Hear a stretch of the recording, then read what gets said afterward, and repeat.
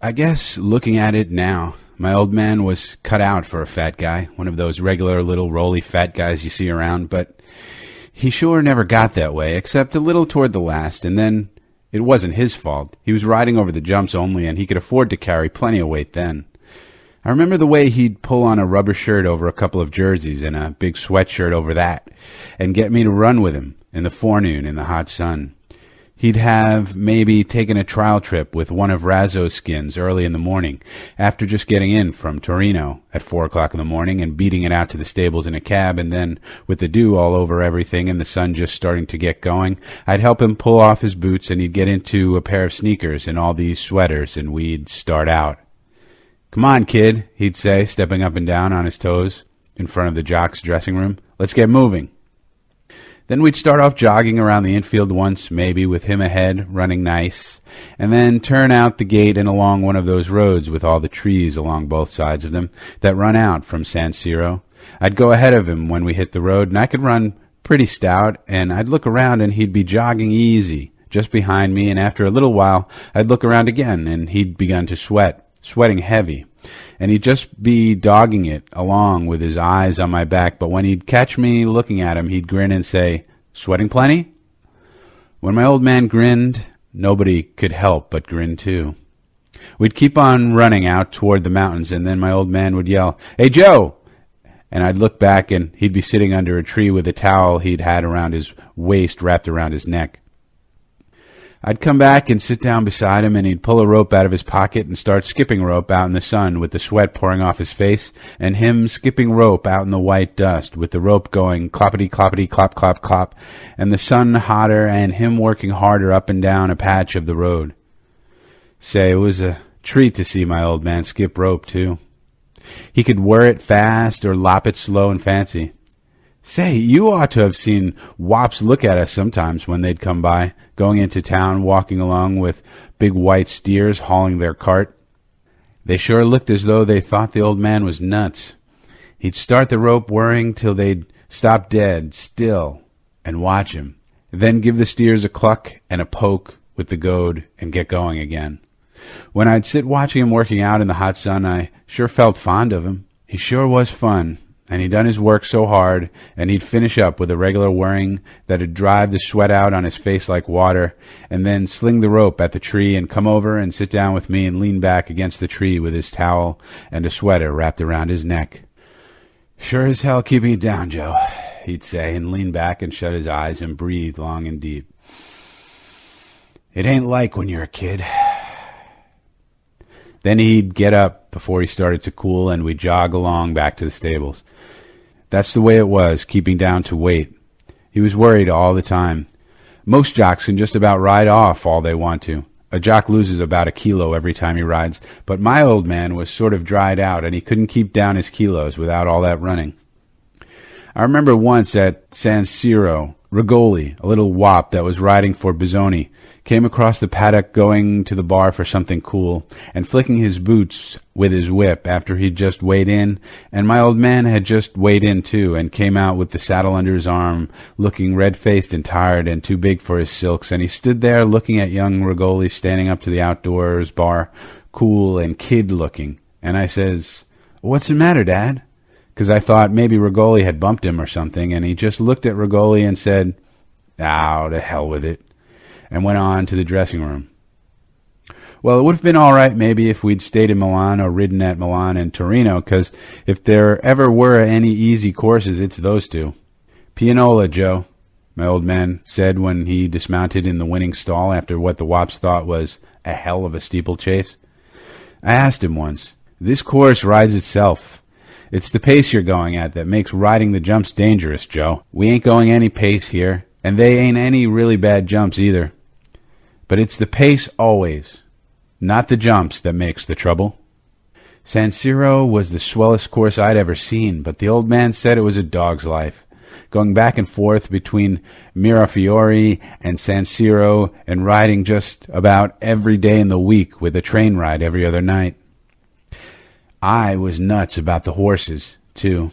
There's something about it when they come out and go up the track to the post, sort of dancy and tight-looking with the jock keeping a tight hold on them and maybe easing off a little and letting them run a little going up. Then once they were at the barrier, it got me worse than anything, especially at San Siro with that big green infield and the mountains way off and the fat wop starter with his big whip and the jocks fiddling them around and then the barrier snapping up and that bell going off and them all getting off in a bunch and then commencing to string out. You know the way a bunch of skins gets off?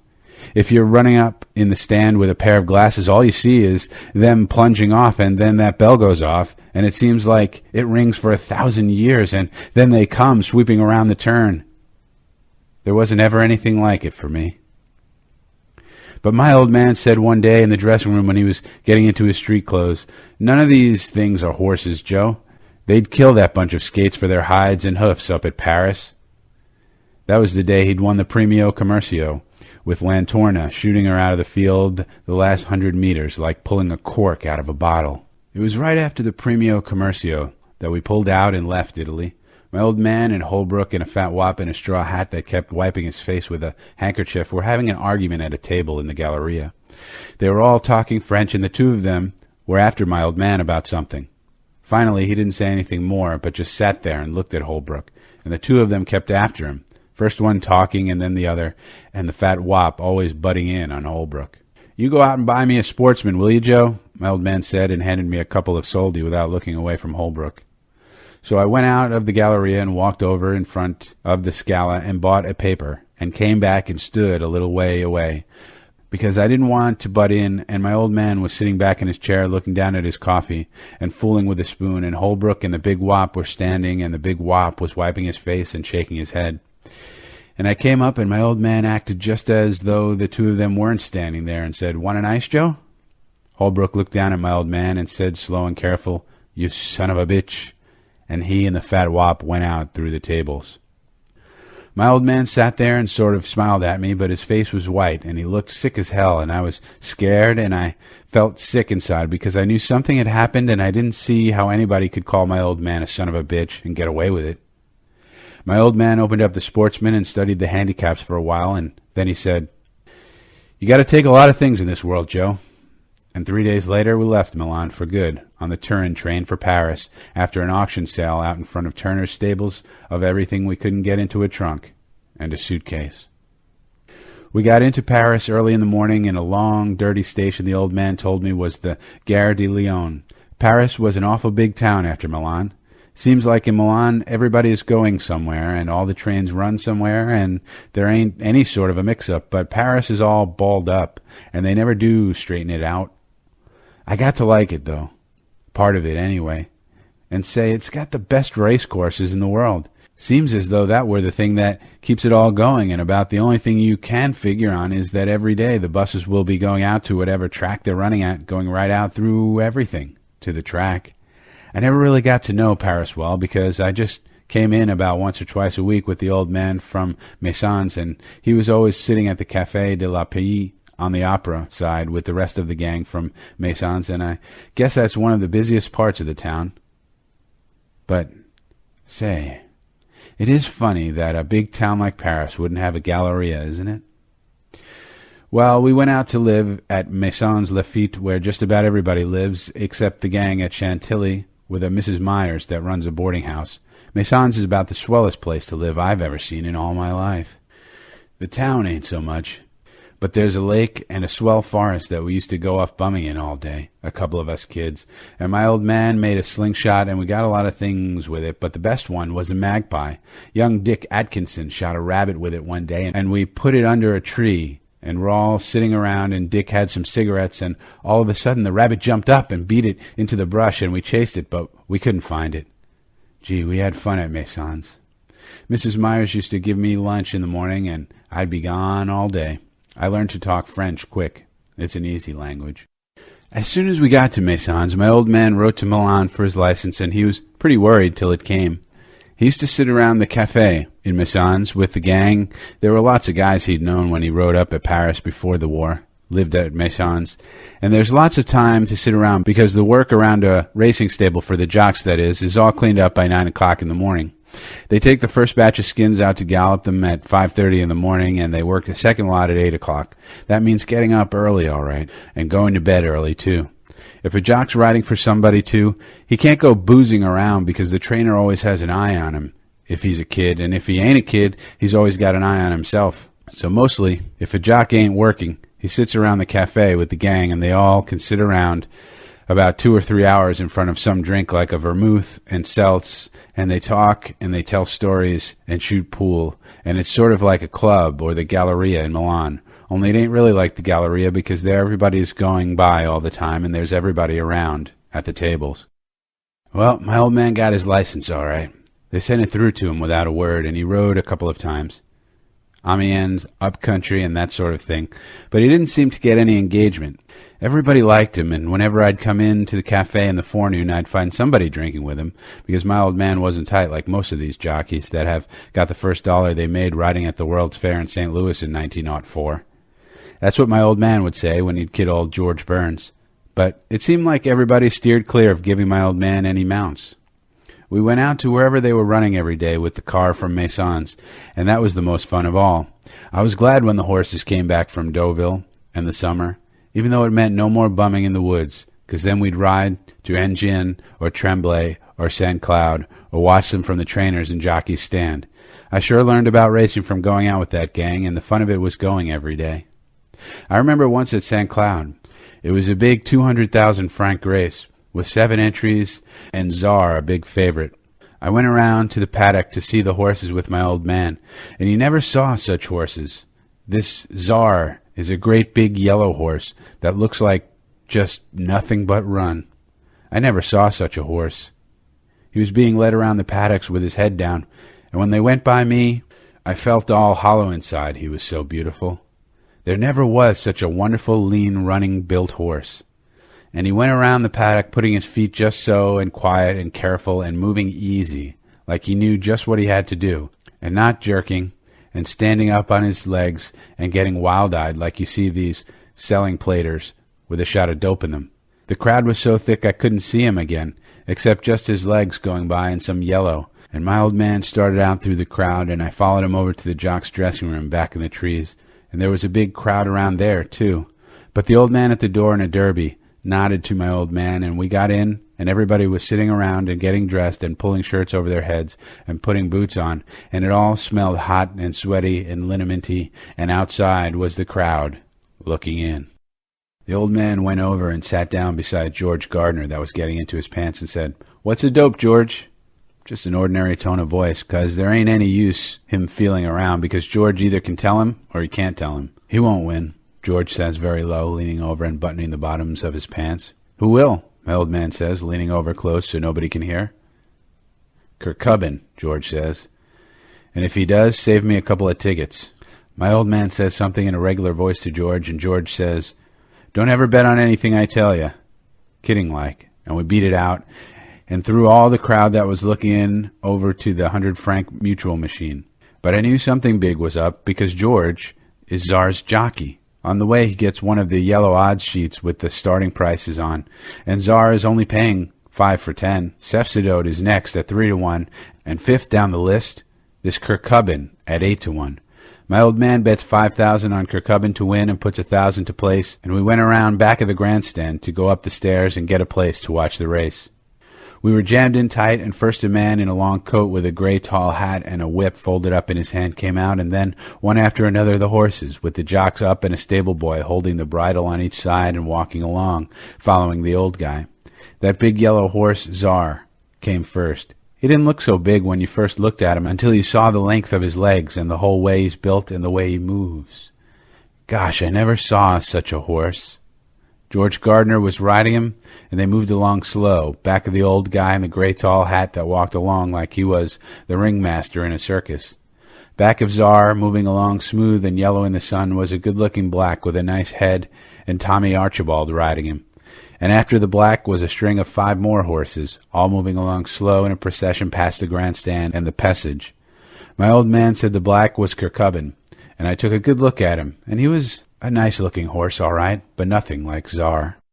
Everybody cheered Czar when he went by, and he was sure one swell-looking horse. The procession of them went around on the other side past the Palos, and then back up to the near end of the course, and the circus master had the stable boys turn them loose one after another, so they could gallop by the stands on their way up to the post and let everybody have a good look at them.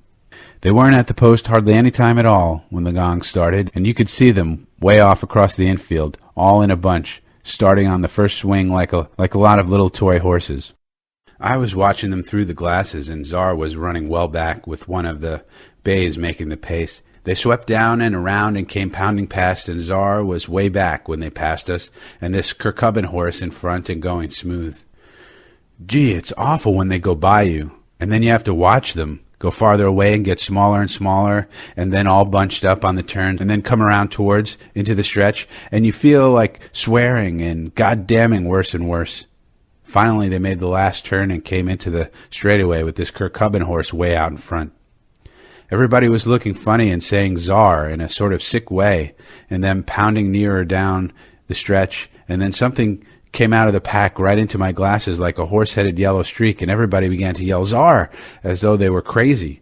Czar came on faster than I'd ever seen anything in my life, and pulled up on Kirkcudbright that was going fast as any black horse could go, with the jock flagging the hell out of him with the gad, and they were right dead neck and neck for a second, but Czar seemed going about twice as fast with those great jumps and that head out.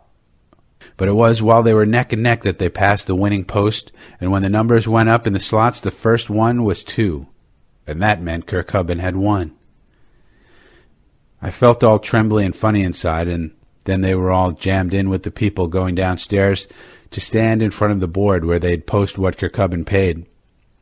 Honest, watching the race, I'd forgot how much my old man had bet on Kirkcudbright. I'd wanted Czar to win so damn bad.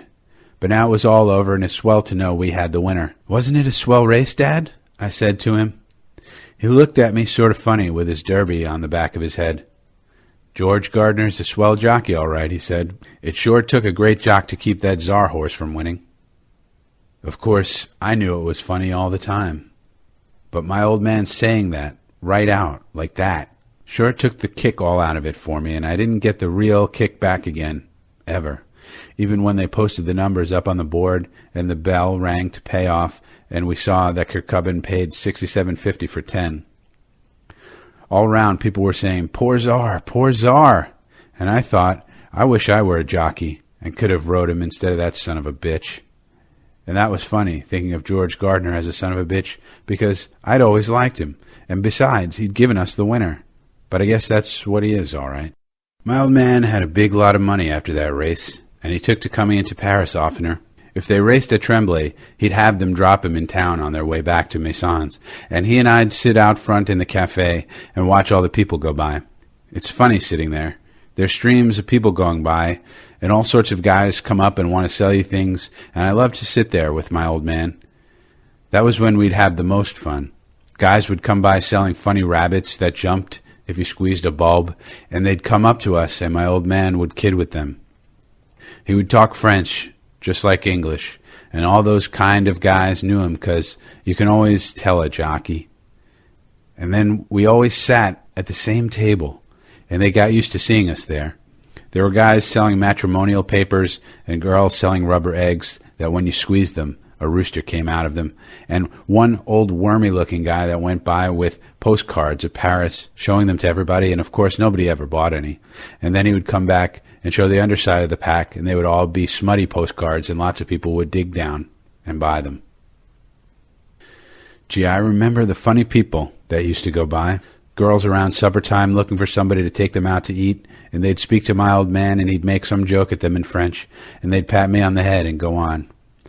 Once there was an American woman sitting with her kid daughter at the next table to us, and they were both eating ices, and I kept looking at the girl, and she was awfully good-looking, and I smiled at her, and she smiled at me, but that was all that ever came of it, because I looked for her mother and her every day, and I made up ways that I was going to speak to her, and I wondered if I got to know her, if her mother would let me take her out to Auteuil or Tremblay, but I never saw either of them again. Anyway, I guess it wouldn't have been any good anyway, because looking back on it, I remember the way I thought out would be the best way to speak to her, was to say, "Pardon me, but perhaps I can give you a winner at Enghien today." And after all, maybe she would have thought I was a tout instead of really trying to give her a winner. We'd sit at the cafe, my old man and me, and we had a big drag with the waiter because my old man drank whiskey and it cost 5 francs, and that meant a good tip when the saucers were counted up. My old man was drinking more than I'd ever seen him, but he wasn't writing at all now, and besides, he said that whiskey kept his weight down. But I noticed he was putting it on all right, just the same. He busted away from his old gang out at Maison's and seemed to like just sitting around on the boulevard with me. He was dropping money every day at the track. He'd feel sort of doleful after the last race, if he'd lost on the day, until we'd get to our table and he'd have his first whiskey, and then he'd be fine. He'd be reading the Paris Sport and he'd look over to me and say, "Where's your girl, Joe?" to kid me on account I had told him about the girl that day at the next table. And I'd get red, but I liked being kidded about her. It gave me a good feeling. "Keep your eye peeled for her, Joe," he'd say. "She'll be back." He'd ask me questions about things, and some of the things I'd say, he'd laugh. And then he'd get started talking about things, about riding down in Egypt or at San Moritz on the ice before my mother died, and about during the war when they had regular races down in the south of France without any purses or betting or crowd or anything, just to keep the breed up. Regular races with the jocks riding hell out of the horses. Gee, I could listen to my old man talk by the hour, especially when he had a couple or so of drinks. He'd tell me about when he was a boy in Kentucky and going coon hunting, and the old days in the States before everything went on the bum there. And he'd say, "Joe, when we've got a decent stake, you're going back there to the States and go to school." "What have I got to go back there to go to school for when everything's on the bum there?" I'd ask him. "That's different," he'd say, and get the waiter over and pay the pile of saucers, and we'd get a taxi to the Gare Saint-Lazare and get on the train out to Maison's. One day at the Auteuil, after a selling steeplechase, my old man bought in the winner for 30,000 francs. He had to bid a little to get him, but the stable let the horse go finally, and my old man had his permit and his colors in a week. Gee, I felt proud when my old man was an owner. He fixed it up for stable space with Charles Drake and Cutout coming into Paris and started his running and sweating out again, and him and I were the whole stable gang. Our horse's name was Guilford. He was Irish bred and a nice, sweet jumper. My old man figured that training him and riding him himself, he was a good investment. I was proud of everything, and I thought Guilford was as good a horse as Czar. He was a good, solid jumper, a bay, with plenty of speed on the flat, if you asked him for it, and he was a nice-looking horse, too. Gee, I was fond of him.